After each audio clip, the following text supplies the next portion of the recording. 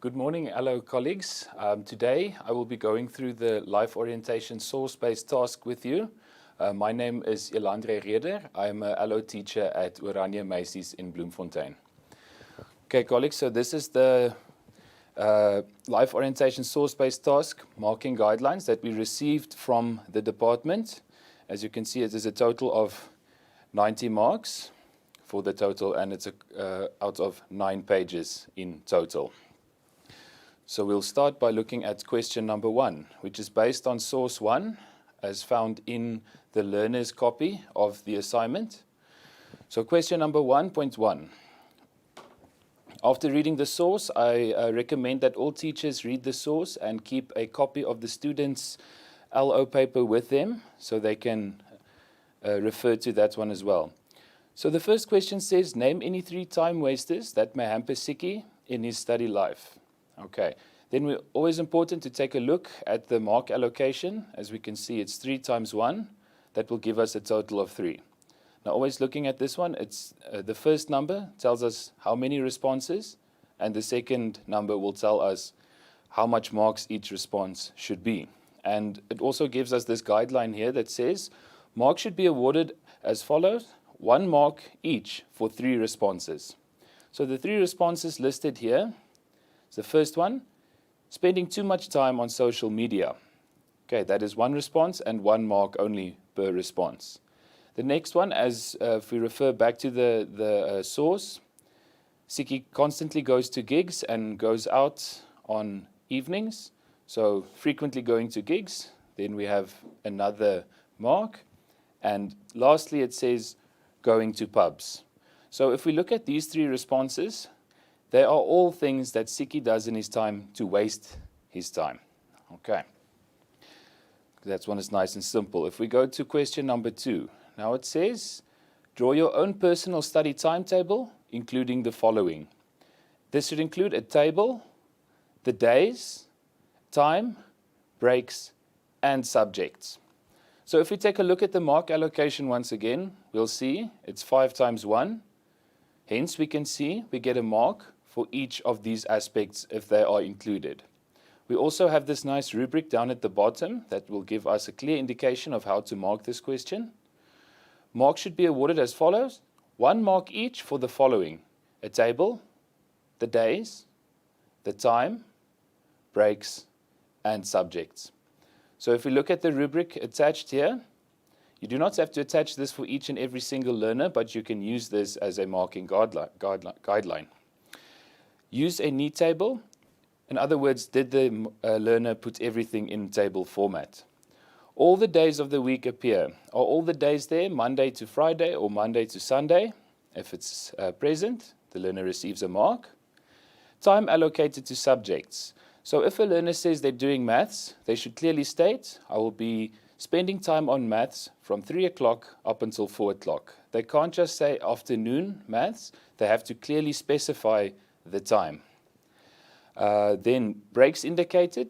They should indicate somewhere, not for every single day, but somewhere in this timetable they should include a break. And as well, the subject's name should be included. They can't just say, I'll be doing homework from 3 to 5. They have to specify, I'll be doing mathematics or physical science or life orientation. Okay, and then if all 5 of those aspects are present, you can award 5 marks for that, and that brings us to the total of 5. If we move on to the next question, question 1.3, says, explain how Sikkie can adapt his lifestyle to spend more time on his studies. Now, this question refers specifically to the person mentioned in the source, which is Sikkie. So if we take a look at the mark allocation, we can see it's 2 times 2 is 4. So we now know that the learner has to give 2 responses, and they have to be 2 marks with each response. So it says 2 marks each for a well-explained response. So we can't just give a short singular sentence. It needs to be an explained, elaborated sentence. For example, as stated in the memo, Sikkie can reduce the time that he spends on social media, as that will allow time to attend classes. So you can see, we've given the fact here, he should spend less time on social media, But now we've elaborated and explained the response by saying, if he spends less time on social media, it will give more time to attend classes. And then it's 2 marks for the learner. If it was only a short sentence like spending less time on social media, then it's only 1 mark. Now we go to the next response. Avoid allowing gigs to be on top of his priority list so that he will be rested to concentrate in class. So again, by saying by prioritizing and only going to gigs that are essential, he will be rested and be able to concentrate in class. Okay, so always important to elaborate what will be the consequence of this fact. The last response given on this page, Siki must refrain from frequenting pubs and gigs and avoid other distractors so that he will have more time for his studies. Once again, we've stated he should not be going out as much and what would be the benefits thereof. Okay, so any possible questions related to these responses, they don't have to be exactly on the word. Learners will use their own words and will phrase things in their own manner. So it's important for us to go through their sentences and find the facts like this and to see, did they elaborate, did they explain what the consequences of taking the correct decisions would be. Okay, I'm moving on to page number 3 of the memo. It starts with 1.4 on top. It says, advise Siki and others on how they can use their time effectively for their studies. So as we can see in the question now, it doesn't state how many pieces of advice you should give, but we always refer back to our marks on the side. As we can see, it's 3 times 2 will give us a total of 6, so we know we have to the learner should have given 3 responses, and it should be a well-explained response. If we refer back to the memo, it will also say, marks should be awarded as follows: 2 marks each for 3 well-explained responses. So it's our 3 is the first number, and 2 is our second number.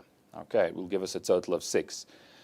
Once again, learners will phrase this in their own manners. We don't have to strictly stick to the precise wording. Okay. Now, as I said here, this is advice to others as well. So it doesn't have to be bound to the source. They can use other pieces of advice for other people. It doesn't specifically have to be for the learner in question. The first answer or response given in the memo says, identify your time wasters and deal with them so that you can spend more time on academic work. So this is about setting your priorities straight. Avoid putting things off until later. So this comes to procrastination. We should avoid to put things out, and we should rather do what has to be done immediately. All right. The next one says, make a study plan and keep to it. So this could be a study plan, a lifestyle plan, any form of plan that a learner sets for themselves. Again, this comes back to prioritizing, so that you can prioritize the most important tasks and subjects first. For example, in Siki's case, make time for study first, time for going to gigs second. The 4th bullet says, start revising in term 1. This is a general advice. Start revising early and plan to use half of your holiday to work through the old exam papers and to study. Next bullet says, pay attention in class. Okay. Should be focused in class, which means less study time at home. So spending one's time effectively so that you have more time at home to use for other things. The next one says practice self-discipline, okay, to avoid procrastination. Be responsible for what you need to do. Keep yourself responsible to the things that you need to do. It says by sticking to any plan they have set. So it's another way to keep yourself motivated, and to keep self-discipline is by having a set plan or by using a study plan or things like that. Many of these responses will be mixed perhaps. You may still give them marks. For example, if we say practice self-discipline to avoid procrastination by making use of a study plan. Some of these things may be used in conjunction with other responses. Lastly, we have study a smaller amount each day This comes back to what the ALO textbook often refers to as chunking or fragmenting your work. So just by breaking it down into smaller pieces, as smaller chunks of work seem easier to study. Many learners will give responses different to these, but along these lines should be considered. Anything that relies on prioritizing and doing what should be done first and being responsible and keeping yourself motivated and self-discipline. Okay, and that brings us to the end of question number 1, and that will give us a total of 18 marks. Now we move on to the second question, which is based on the second source in the learner's text, the learner's copy of this assignment. Once again, educators, I urge you to read through the source, familiarize yourself with the learner's copy before trying to mark this. It just makes it so much easier, and it will only take you a few minutes. Question 2.1 says, state and discuss 4 available ways to fund your studies for the course of your choice. Now, this comes back to the possibilities or the available methods of funding that is mentioned in the ALO textbook that we can use. So urge your learners to reflect back on that, and you yourself as an educator, familiarize yourself with those study methods, okay, or options to pay for studies, rather. Now, they give us the 4 basic options as mentioned in the textbook. It's not very specified to specific study courses, but rather in general. For example, the first one is a bursary, something that most learners will know about. If you have good marks or you don't have money to pay for your studies. So if we take a look here, it's 4 times 2. We know we have to give 4 different options, okay? And then we also have to explain the option in order to get the 2 marks total as shown on the memo. So the memo aids us here and says marks should be awarded as follows: 1 mark each for 4 names of funds or methods or ways, and 1 mark each for the explanation of each. So if we refer back to this, a bursary, you get 1 mark, and then if you explain what a bursary is. Now just make sure learners will have different explanations. Just make sure that is correct to the bursary. For example, if learners say something like, you have to have good marks, or if your parents if you don't have enough money to fund your studies, then you can apply for these bursaries. That's the criteria that one needs to keep in mind. If we look at the second bullet, it's a scholarship. Okay, so 1 mark for mentioning scholarship, and now an explanation for scholarship. It's either from a company, a business, municipality, or government, can even be from an institution itself, if you did very well at school. Now, very well at school, this can either be academics or sports or culture. There are several scholarship opportunities based on learners' strong points, what they did well at school. You'll get guys that get scholarships for soccer. You'll get learners that get scholarships for their academics as well. It all just depends on their precision at school. The last bullet says student loans. This is just a normal student loan that you can take from different banks, or we get certain places like the edu loans. So it states here from a bank or edu loan, which you will have to pay back after completing your studies. Okay, so those are the first 3 options. If we go to page number 4, it's the last option as mentioned in the textbook, the ALO textbooks as well, according to the CAPS document. The last option we have here is a learnership, and this gives learners the opportunity to earn money while they learn. So that will be the explanation of a learnership. Then we have a further information here. We'll have to contact and apply to the sector and training authorities, the SETAs, for the sector you would like to work in. Okay, but the most important fact here is that it's an opportunity to earn money while learning or while studying. Your studies are paid for by the place that gives you the learnership, all of those things. Okay, then we move to 2.2. This is list 5 essentials that will be covered by NSFAS. If we take a look at the marks allocation, we'll see that it's 5 times 1, gives us a total of 5 marks. So here we can only shortly list the answers. There's no need for explanations here. The learners did not have to explain or clarify their answers. They can have given 1 mark for each of the 5 responses. So this is divided into basically all needs that is provided for by the NSFAS. Books, laptop, transport, food, accommodation, stationery, toiletries. You get a mark for each of these facets that you list.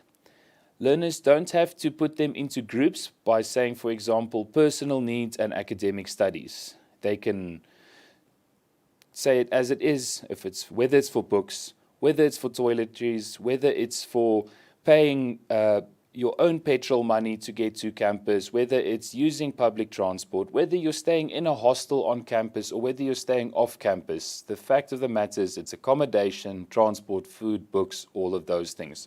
So keep in mind, learners will have more specified answers perhaps. If they can link up to one of these options, you may award the mark. And it's only 1 mark for each response. 2.3, the next one, says discuss 3 purposes of the national benchmark tests, the NBTs. Okay, these are the tests that learners have to write before they go to university. So now we want to know what is the reason for this, what is the purpose. If we take a look at the mark allocation once again, we'll see it's 3 times 2, will give us a total of 6 marks. So now we know, it's also stated in the question, 3 responses or 3 purposes, and for 2 marks, so it will be a well-explained response. Okay, so we'll take a look at what the memo has given us. It says the NBT is the test that all grade 12 learners or any students wishing to apply at the university have to write. So this is mandatory. They have to write this. If you'd like to go and study at a university, this is a route that you will have to take. So all grade 12 learners have to take this if they want to study at a university, and the main reason for this is so that their skill level can be determined. Okay, some learners might say it's to determine the academic skills of a learner, to determine mathematical skills, to determine language skills, any kind of skills. It's just to be determined what your skill level is. The next bullet brings us to, it says the test assesses the learner's mathematical and language literacy. Okay, so any thing that the learner says, it needs to test their abilities, a mark will be given, to determine his or her readiness for the level of education. Okay, learners will phrase this in different manners, but anything where it comes down to, they will be tested to test their skills to determine if they are ready for this education. Okay, is their language up to standard to go to a university and to make it in class? Are their mathematical skills up to scratch to make it in the course that they want to study? The third bullet tells us the results of the NBT test together with the National Senior Certificate results determine whether the student should be placed in regular, bridging, or foundation programs at the institution. For example, where some learners might score lower NBT tests, they might be advised to register for a bridged course or a foundation program. So keep in mind the phrasing of the learners will vary. The second last bullet tells us if the learner performs well in the NBT test, he or she stands a chance of being accepted into the course that he or she intends to study. This is important. Several times at university, learners have a first and second choice to what they'd like to study. If you score well in your NBTs, you are lucky and you might be able to study or be accepted in the course that you desire. But let's say, for example, your NBT test scores are a bit lower, you might have to use or consider a different course or option. The last bullet says, if the learner performs well in the NBT test, it will also help bursary awarders to decide whether or not to give the learner a bursary. So when learners get good scores on their NBTs, this might give them the opportunity to receive a bursary from someone or somewhere.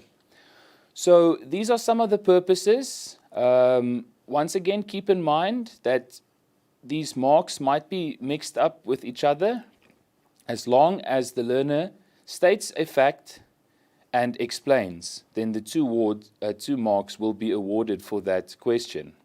And that will bring us to a total of 6 if the learner gives us 3 responses well explained each. We'll go to page number 5.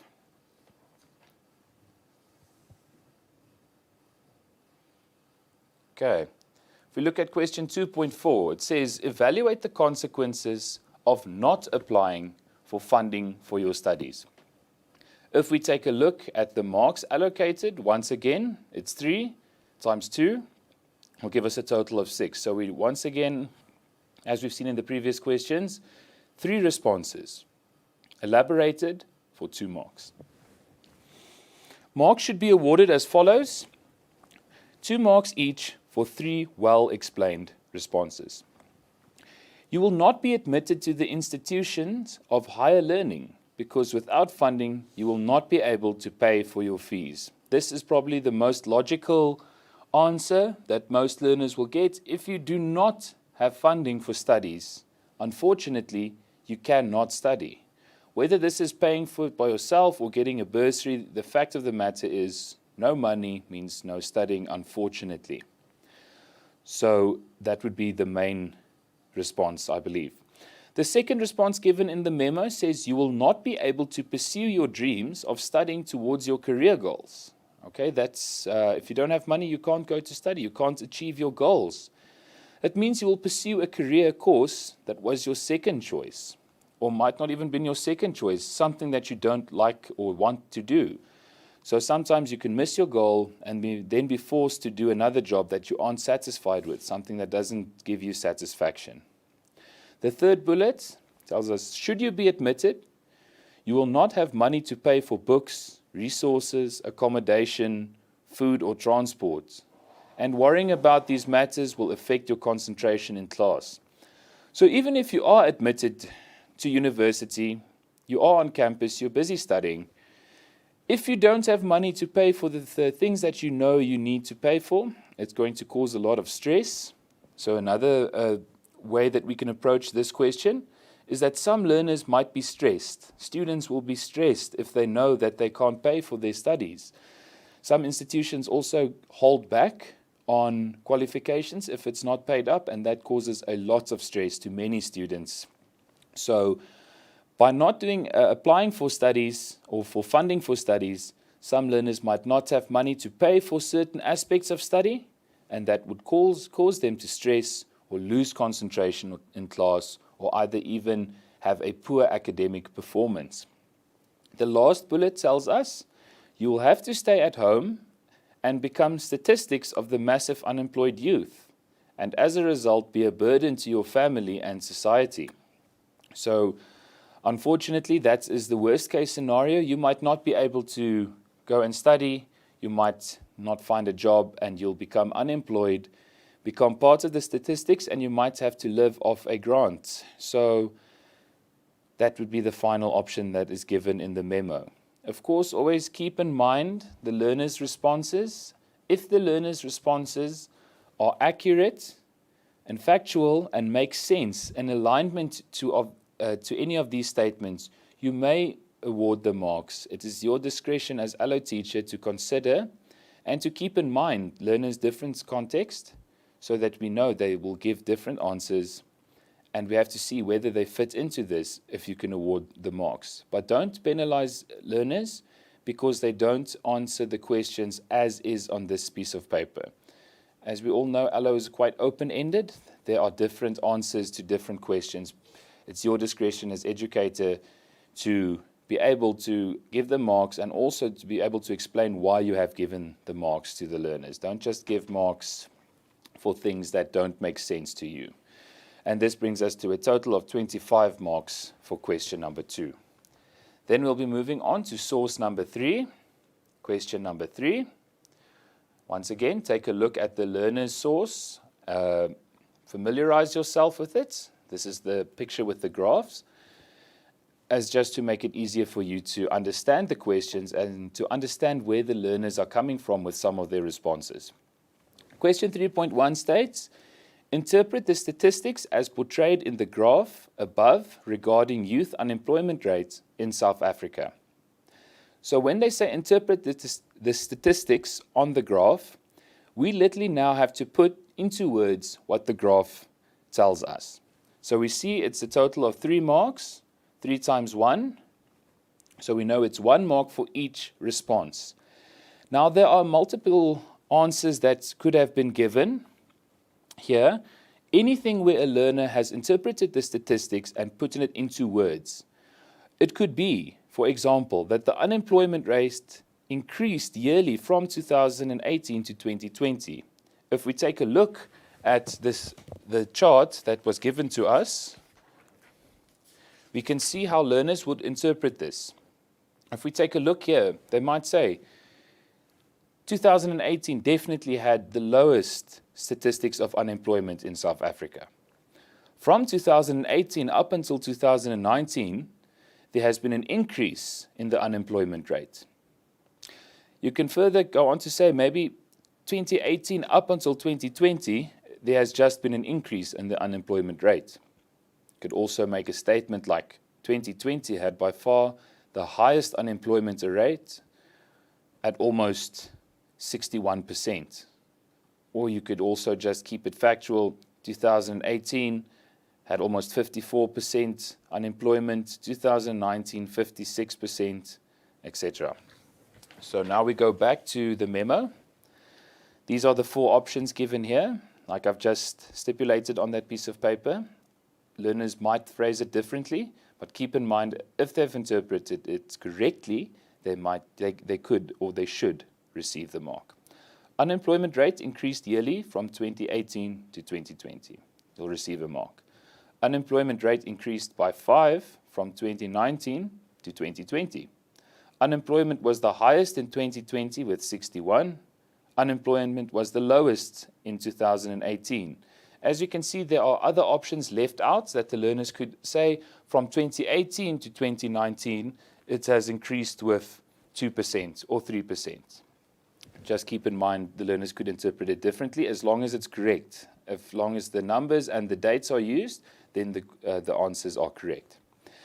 3.2 says, discuss any 5 reasons for the high rates of unemployment in South Africa. And if we take a look at the mark allocation, it's 5 times 2. That tells us we need to give 5 responses, and each response should be explained. Now, here we might receive, or I'm sure we will receive, a wide variety of answers and reasons as to why people are unemployed in South Africa. Once again, as educator, it's up to your discretion to make sure whether these answers are factual or make sense. Marks should just not be awarded for sentences written, but there are no facts within it. And answers should also not be repeated in this question. We'll take a look at what the memo says, and then we'll think of other possible things that could cause a high rate of unemployment in South Africa. As with most answers and questions in the LO subject, because or due to COVID-19, we should keep in mind aspects of COVID-19 that would also come up in these answers. Many learners might reflect on COVID-19 related reasons for unemployment. They should be considered and marked correctly because it is an aspect of our daily life, and different families have been touched in different ways by COVID. So there might be personal experience from family being laid off or losing their jobs. The first bullet says a mismatch between skills and job opportunities, as there are no jobs for people with certain skills. Okay, like I said, this could be phrased differently as well. People might not have the necessary skills for the jobs that are being advertised at the moment. This is, like the book says, a mismatch. Okay, so some people don't have the skills for the jobs being advertised. The next one says corruption, which leads to jobs for friends at overly high salaries. Another word that learners might incorporate in this answer would be nepotism, which is a term used in the LO textbook, which refers to advantaging your friends and family into certain career positions. So due to corruption, some people earn overly high salaries, thereby taking away jobs from the poor and better qualified. Okay, so anything where learners say some people are advantaged into positions even though they don't have qualifications because they know X, Y, and Z, it's basically the same answer. Okay, then we're done with page number 5. We'll be moving to page number 6. As we can see in the memo has given us a wide variety of responses that learners might give. But as always with the Allo memo, your own discretion can be used to, if you can consider different responses. The first bullet says, the fact that it is difficult for the first time or new entrants to enter the labor market, as people with experience are preferred. Okay, it's very difficult for young people to find their first job or to find work because people always prefer people with experience. Now, we know that people coming from universities, colleges, and schools don't have experience. That makes it very, very difficult for them to break into the labor market. So this is what this response is about. Long distance from workplace to home, resulting in people being unable to afford the cost of traveling. Okay, so some people stay a long distance away from the jobs that they could get, and transport fees just make it impossible for that person to keep that job. Okay. The next one says downturn in economy and recession. Okay, this is a general statement, but we can also think COVID made the economy take a dip for sure. Lots of businesses had to close their doors, so COVID should be kept in mind with these responses. Downturn economy results in fewer jobs being created and businesses closing down. The next bullet says firms going out of business and retrenching workers, thereby contributing to the increase in the number of unemployed people. The next bullet states graduates believe in how much they are worth in the job market, which leads them to ignoring lower paying jobs, which may be the only jobs available. This comes down to the fact many learners or students that finish school or university sometimes have a delusional idea of how much money they should get or what their salary and benefits should look like, and then sometimes they turn down lower paying jobs, even though those are the only jobs available. So this is becoming more and more of a thing. The next bullet says businesses preferring employees who already have skills and experience. So you can see this ties a bit to the what we've mentioned earlier on top here, where it says that they prefer people with experience. So it comes back here. Businesses prefer people who are skilled, who have experience, who they know this person can do this job, in an effort to increase productivity in the business. So when you have to choose between a young person with no skills and abilities or no skills and experience, they'll often go for the person with more skills because they want to increase productivity. The next bullet says failure of businesses to do on-the-job training, as that means the business will have to pay for training. Okay, so lots of businesses don't do training at all. They don't give their employees the necessary skills. Then sometimes those businesses don't succeed. And then people will lose their jobs. And the reason they didn't give on-job training is they wanted to save money. They did not want to pay for training. Or they'll have to start giving on-job training, and they'll have to start paying for the training. And then sometimes this can cause a business to go bankrupt as well. So you can approach this one from two angles as well. The next bullet states that some young people make high wage demands at entry level, resulting in some businesses not preferring them due to unwillingness to pay high wages to workers without the equally high skill levels. Okay, so this comes back to that other bullet as well, where we said some people have the wrong idea when it comes to entering the labor market. You can't make demands on high salaries, high wages, because people won't hire you, especially if you don't have the necessary skills or experience. You have to be reasonable when making demands regarding your wages. And the last bullet says some people give up and stop looking for jobs, thereby increasing the country's unemployment rate. I think this is something that's becoming more and more relevant. People give up. People consider, or people will tell each other there are no jobs, there's nothing around. Then people don't even look for jobs, they don't even send their CVs, people don't try. So lack of trying, people giving up, of course, then you'll just contribute to the statistics of unemployment in South Africa. Then we'll move on to the next question. Okay, this relates directly to the previous question, where it says, assess the impact of high youth unemployment rate in South Africa. So in other words, what is the impact on the society in South Africa due to the youth being unemployed? It's almost, we can see what are the aspects that are visible in South Africa due to youth unemployment.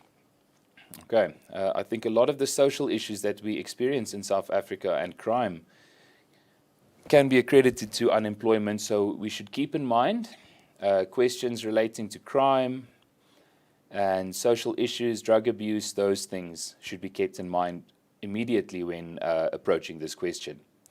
Once again, this question is 5 times 2.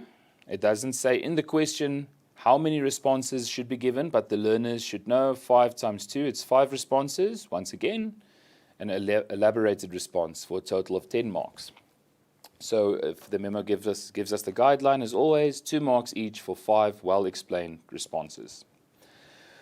Okay, with no work, there is no income or money. As a result, the unemployed youth are unable to provide for their basic needs, such as food, clothing, shelter, transport. Okay, so people are unable to take care of themselves if they don't get any money. The next bullet says low unemployment affects the unemployed not only financially, but also personally and socially. And some of them resort to criminal activities in an attempt to make ends meet. At this question, you'll see a lot of the explanations can be used to different responses. For example, we could have stated, with no work, there's no income or money. Thus, some of them resort to criminal activities in an attempt to make ends meet. Okay, so here we should keep in mind these marks are interchangeable with one another. The second bullet, or the third bullet, says frustrated parents are stressed and get irritated with their unemployed children. This could cause conflict in the house if we think about it in that way, as they will put extra burden on their parents. So we can see that there might be fights or family feuds due to the youth not being unemployed and not pulling their weight around the house, and this will place an extra burden on their parents. It places a financial burden on their parents as well. We look at the next bullet. It says youth unemployment may lead to mental ill health. Okay, so this could lead to mental illness in terms of stress, depression, those things, as the unemployed may not be able to live up to the societal expectation. So if you don't live up or meet the expectations set to you by society, this could cause ill health. Learners might phrase this differently by saying, you might become stressed or depressed if you do not have a job because you're not living up to the goals that you have set, or you might not be living up to your society or your family's expected standards. Some people might say people can't take care of their family if they don't have a job, and this causes them to stress and become depressed. So keep in mind, like I keep saying, these things are interchangeable. If the learner explains it correctly, you can link them up with the bullet. You may award the marks. The third last bullet on this page says unemployed youth may isolate themselves from the community as they feel ashamed of not contributing to the growth of the community. Another thing is as well we can consider here, some learners the youth might isolate themselves, and then they might get involved with things like drugs and alcohol abuse during that isolation. Okay, because a lot of people, due to not having something to do during the days, they can become bored during this time of isolation, and then in order to entertain themselves, this is when they start doing things like experimenting with drugs and alcohol. If you isolate yourself from the community, you keep yourself away from the community, you might feel ashamed of yourself. Another thing, you might feel depressed, all of those things, because you're not part of this community. Second last bullet states, youth who are not working may feel stuck, as they do not have the opportunity to learn, improve their skills. This comes back to where we said people set certain goals for themselves, and if you don't achieve those goals, you may feel stuck, you may feel anxious, you may feel depressed, you might feel that you're going nowhere. So keep in mind that these words are interchangeable. If you feel stuck, you'll feel that there's no opportunity for you. Why would I improve my skills? Why would I better myself if there are no opportunities for me? The last bullet says, low youth unemployment rate may lead to the unemployed being vulnerable, resulting in them being easy targets for drug pushers and human traffickers. Absolutely. Like we said earlier, if learners are unemployed, they could be considered vulnerable to being a target to be sold drugs to, being a target of human traffickers. People will also see this person is unemployed. He must be depressed. Perhaps he'll be interested in buying drugs. So the low youth unemployment rate leads to people being easier targets for drug pushers and human traffickers. Like we said, the unemployed youth are much more likely to become addicted or experiment with drugs rather than someone that has a full day job. So this is the end of page 6. We're moving on to page number 7 with the last response given on the memo for question 3.3. And it says, low youth unemployment rate impacts negatively on the country's economy, as the unemployed do not pay tax, resulting in less money for the government to spend on education, hospitals, police, and roads. So this is almost like, could be seen as an endless cycle. Once people are unemployed, the country starts losing money. There's less money to be put back into creating jobs. So there are less jobs, more unemployment. It's just a vicious cycle that keeps on continuing. As we see, we've come to the end of question 3.3. Please keep in mind the responses that link up to COVID. It should be considered as well. 3.4, recommend any 4 ways in which the unemployed rate or unemployment rate could be reduced in South Africa. Okay. Question states we should name 4. If we refer to the mark allocation, it says 4 times 2, so we know it should be elaborated response. The memo gives us the hint again. Marks should be awarded as follows: 2 marks each for 4 well-explained responses. The memo gives us the following 4 options or recommendations. They state that the unemployed could volunteer to help others, as this will give them the skills to make them employable. If you make yourself available for volunteering, remember volunteering is unpaid work, you might not receive financial rewards, but you will develop your skills, and you might be able to get a job with these skills that you have developed. That's why it's crucial to be a volunteer. The next bullet says to do part-time jobs. You might not be able to find a full-time job, but you might be able to find a part-time job.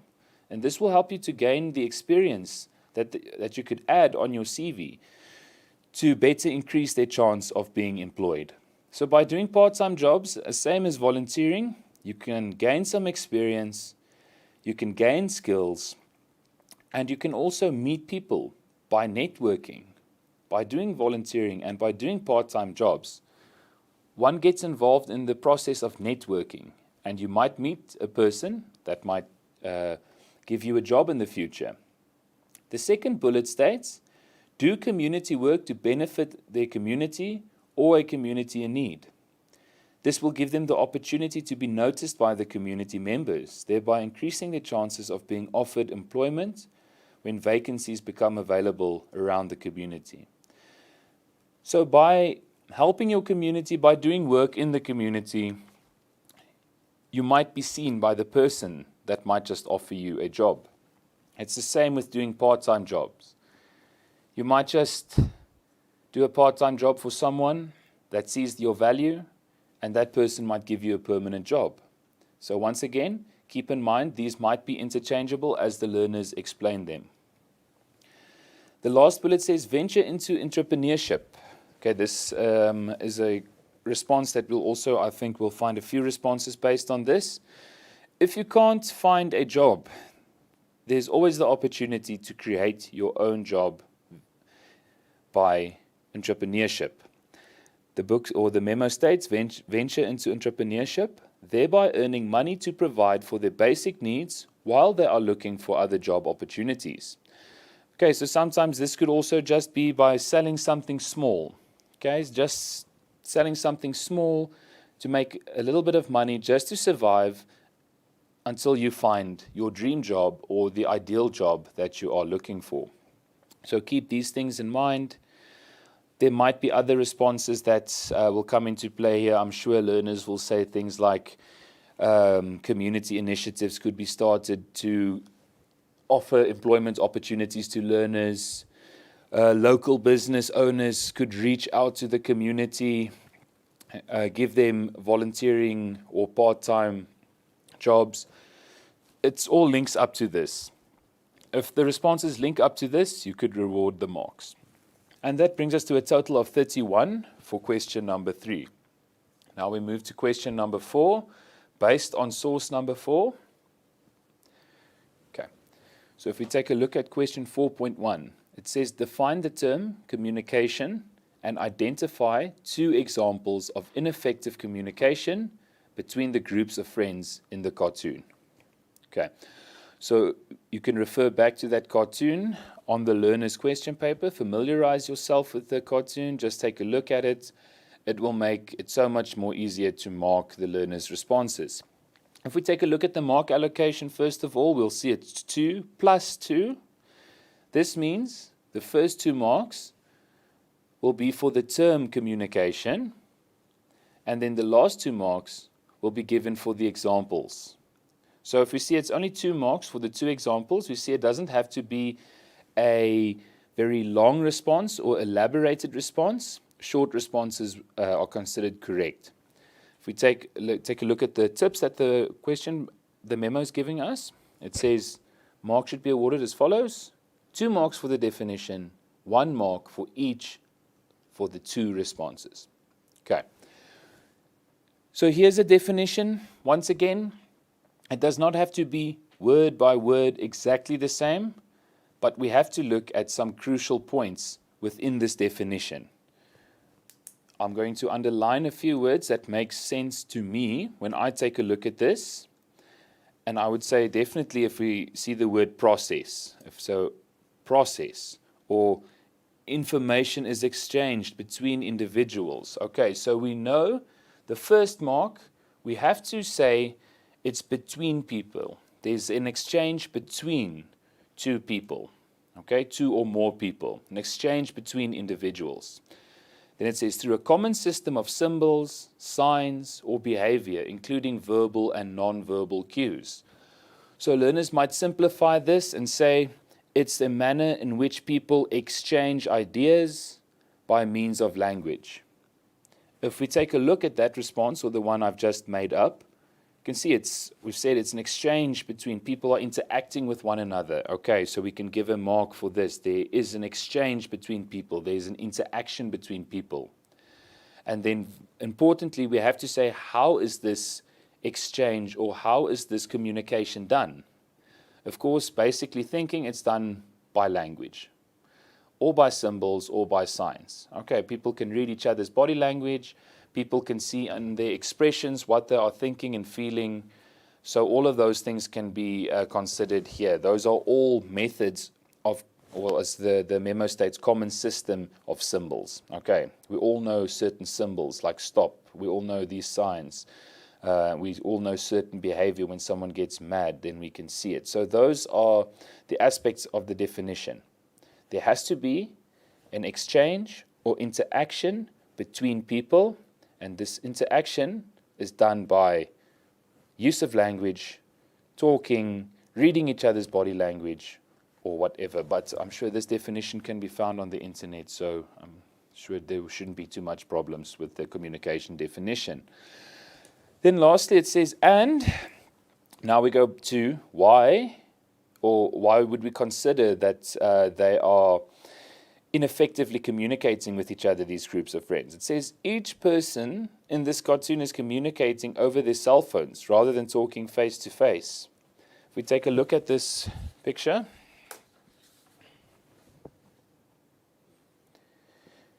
we can clearly see that all these learners are busy on their devices. No one is making eye contact. No one is talking face to face. They're almost not even acknowledging each other's existence. So if we take a look here, the people are not communicating. They're not talking to each other. They're busy on their cell phones, or they're busy on their tablets or laptops. They're not engaged with one another. So that would be one of the reasons due to ineffective communication. Why? Because they're not talking to each other. They're busy on their phones. They're busy on their laptops. They're not even looking eye to eye at each other, face to face. The next bullet says the individuals are turned away from each other in the group, or the individuals are turned away from the others in the group with no eye contact and spoken words. Okay, as you can see, you can mix these up a little bit. Yeah, it's clear to see they're not even facing each other. The body language is completely turned away from one another. So you can't talk to someone if you're not even facing them. So as you can see here, we can the responses can vary. Take the learner's response into consideration. If they have interpreted the picture correctly, it makes sense to you, you may award the picture. Someone might even say, these learners are busy on their phones, they're not talking to each other. It's a combination of the first two. You may award the marks. Then the first bullet, as stated on page 8, the people are not sharing thoughts, interests, ideas, and not building on friendship. They're not communicating with each other. They're not sharing ideas. They're not talking. They're not facing each other. So any one of those, that is well explained for 1 mark. It doesn't have to be an elaborated response. Only 1 mark per response. Then we'll go to question 4.2. Now it states here, it says in tertiary institutions, you will come across people from many different cultural groups. Discuss 3 ways in which you accept and respect cultural and religious differences when building friendships. Okay, so if we just quickly take a look at the mark allocation, it's 3 times 2. So we know we have to give 3 responses, 2 marks per response. So it has to be a well-explained response. So if we take a look at the first bullet, it says, not imposing my own beliefs, cultural practices on someone else. Instead, taking time to listen to the other person when he or she explains his or her own beliefs in religion. Okay, so this comes down to giving someone else the opportunity to express their religion, express their ideologies and feelings by not imposing your own, by not stopping them and taking over the conversation. So we should give other people the opportunity to explain themselves before we impose our own beliefs on them. It's very, very important. Bullet number 2 says, not interrupting the other person while sharing his or her cultural or religious beliefs, but allowing them to share the beliefs freely without being judged. Once again, this question, you'll see the different bits and pieces of these questions can be linked to one another. For example, we can, if I don't interrupt someone else and I don't impose my own beliefs on them, I'll give them the opportunity to express themselves. So these can be linked to one another. Learners will put these in their own words. The third bullet says, taking an interest in other cultural or religious beliefs that are different from mine, as this will help me learn about these beliefs and as a result, making it easy to accept and respect them. I had a question from a learner in class while we were doing this question, and she also asked, so is it correct if I say I'm going to go do some research or I'll read up on my friend's religion or her culture in order not to be insensitive, in order to be respectful and empathetic, And I told her that's 100% correct because it links directly up with this bullet. She says, taking an interest in other cultures or religions. Okay, so find out more about other cultures, find out more about other religions. And this will help you understand and respect other religions, because I think too often we don't understand each other's religions and beliefs, and that causes almost a disregard or disrespect amongst each other. The next bullet says, not blaming all people in a particular cultural or religious group for the actions of a few who happen to be from the same group. And in this way, I will be able to respect people regardless of our cultural religious differences. This comes back to almost having a sense of prejudice. If I think about that word from the Allo textbook, we often judge people before we even talk to someone because they are from a specific culture or religion. We jump to conclusions. We have our own ideas set in our head before even talking to someone from this religion. We have this idea. So what they said, not blaming all people for the actions of a few. This could also be not judging people based on the actions of some, or by not judging all people from one religion or one culture as to be the same, because you've met one in your life that is a certain way. Okay, so we have to be empathetic and we have to understand. So this is what this bullet is about. Like I said, you have to keep in mind that learners' responses will vary, and we have to keep that in mind. If they link up to these bullets, you may award the marks. It's up to your discretion as educator. I keep saying that, but it's very important. Otherwise, we will disadvantage the learners. The last one says, embracing the differences between me and others who come from different cultural religious beliefs, as this will make our friendship stronger. Absolutely. So embracing, accepting, respecting, learning more about the differences and embracing these differences will make friendship stronger. You could also say by embracing the differences between different cultures, I'll be able to show them that I respect them. Okay, so once again, link up the different ones with each other. It's easier to get the marks if we do it like that.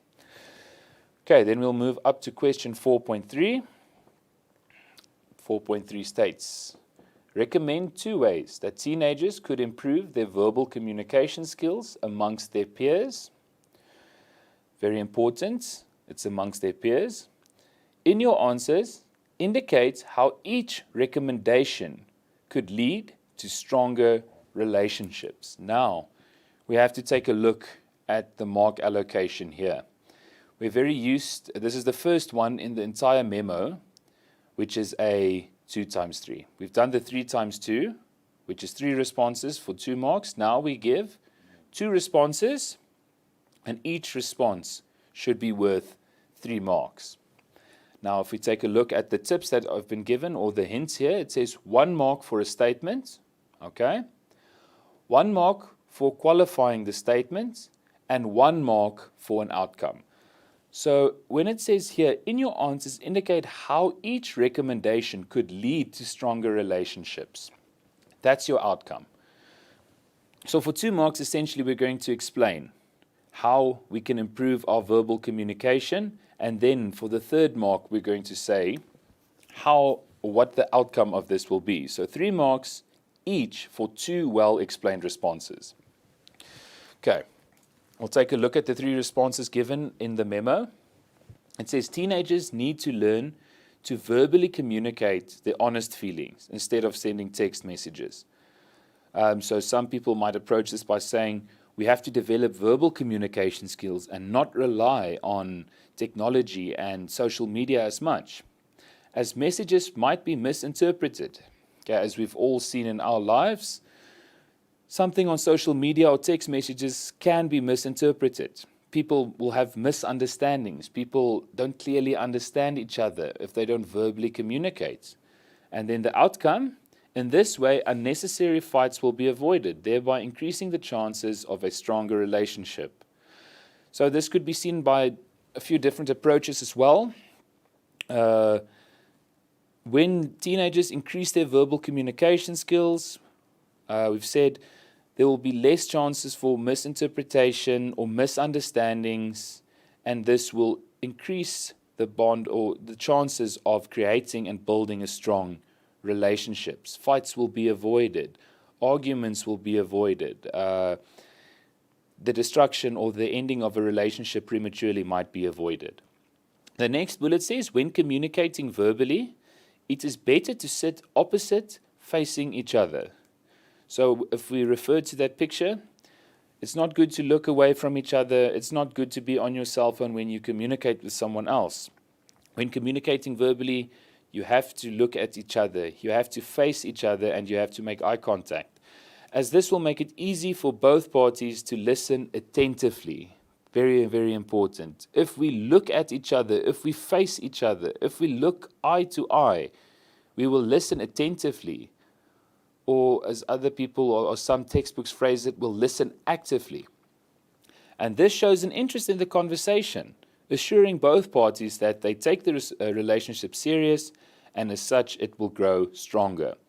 Okay, so as we've seen, if we make eye contact, if we put in the effort of acknowledging each other, and by actually listening to each other, the parties in the relationship will feel that they are taken seriously. This is a decent relationship. It's a strong relationship. It's not a one-sided relationship. Okay. The last bullet says, when communicating what offends them in a relationship, they should learn to use I statements. This is also mentioned in the Allo textbook. When people confront each other, when people get involved in an argument, it's better to use I statements, such as I feel offended, instead of saying something like you offend me or you did this. So using I statements, this will not sound like one is accusing the other of hurting him or her on purpose. Okay, some people are more sensitive, some people feel attacked quickly. So when using I statements, it won't sound like you're trying to accuse someone else. It won't sound like you're trying to start a fight. Okay? It will sound like you're trying to discuss something rather than accusing. And it says, and as a result, the relationship stands a better chance of staying strong. Once again, this response or this outcome could be linked to this one as well. If people communicate verbally by sitting across from each other, facing each other, they will listen attentively, they will listen actively, and this will better the chance of staying strong in that relationship. So be sure these outcomes, they work with the different responses as well. Okay, that's the end of page number 8. We'll now go to the last page, which is page number 9, the two last responses that are offered here. It says they should avoid making assumptions as they are listening to the person talking. Instead, ask questions to ensure that the statement is correctly understood. In this way, unnecessary arguments will be avoided, thereby maintaining a strong relationship. So when listening to someone, if you don't understand something, this is where someone has to say, quickly stop. Am I understanding you correctly if you say this and this and this? Don't make your own assumptions. When we make our own assumptions, we can understand each other incorrectly. Okay, so what it says here, instead ask questions to ensure that the statement is correctly understood. Instead of just making up your own mind about what someone said, you ask them, am I understanding you correctly that you meant it in this and this and this way? Okay, and they say, in this way, unnecessary arguments will be avoided. Another thing you can add here up as well is when people communicate verbally, face to face, instead of sending messages, there will be less chance of misunderstanding each other, and unnecessary arguments will be avoided. So you can see all of these responses are interchangeable with each other. Just see what the learner says. And the last bullet says, they should learn to control their emotions when communicating to each other, as failure to control emotions may lead to one raising his or her voice. In this way, no one will be offended and the relationship will stay strong. So this is important, is to control your emotions when communicating. As I say, failure to control may lead to one raising his or her voice.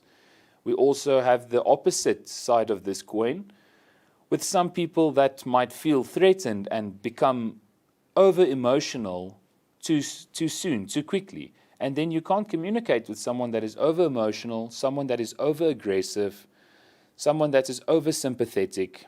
So that's why it's important to control your emotions. Some learners might phrase it differently. Some might say, try to remain calm when communicating with others. Even when you differ from each other, you stay calm. You don't start a fight in order to not offend each other in that relationship.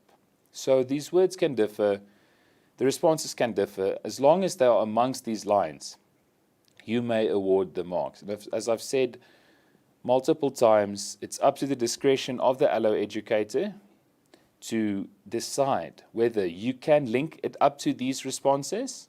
If you can, if it makes sense, you may award the marks.